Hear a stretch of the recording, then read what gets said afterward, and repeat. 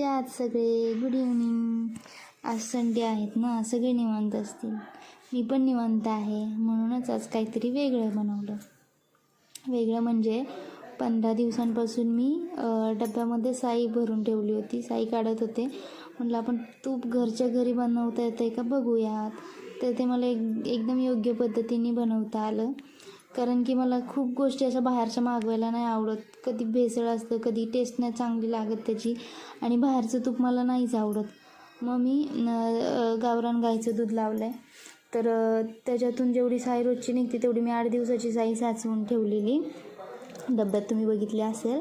आणि बर्फ पण ठेवला होता, पाणी ठेवलं होतं फ्रीजमध्ये बर्फ बनवायला. जेवढं जास्त बर्फ किंवा थंड पाणी टाकेल ना, तेवढी ती साई गोटून येते आणि त्याचं पूर्ण असं घट्ट असं लोणी बनतं. मग ते मी सगळी साई मिक्सरमध्ये टाकली आणि बर्फ टाकून थोडंसं फिरवून घेतलं. आणि जे लोणी निघालं होतं ना, ते मी पाण्यात बघा टाकलं आहे. तुम्हाला गोल गोल गोळे दिसत असते, एकदम घट्ट असं झालं आहे. आपण जेवढं जास्त बर्फ टाकणार ना, तेवढं तो घट्ट गोळा बनतो लोणीचा. स्वच्छ धुवून घ्यायचा तो पाणी टाकून जोपर्यंत त्यातून ते दुधासारखं पूर्ण पांढरं दुधाचं निघून नाही जात ना, तोपर्यंत बर्फ टाकून, बर्फाचं पाणी एकदम थंड टाकून ते गोटून घ्यायचं, धुवून घ्यायचं. जेवढं पाणी जास्त टाकणार तेवढं ते कडक होतं, ते काही मेल्ट वगैरे होत नाही. मी स्वच्छ धुवून घेतलं, गोळा बनवला आणि आता कढईत टाकले. बघताय का कसं विरघळलं आहे.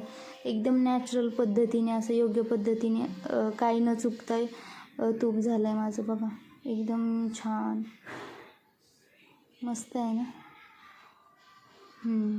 चांगलं लालसर होईपर्यंत त्याला कढईमध्ये एकदम फुल गॅस नाही करायचा, मंद गॅसवरती, मंद आचेवरती ठेवून ते चांगलं ढवळून उकळून घ्यायचं.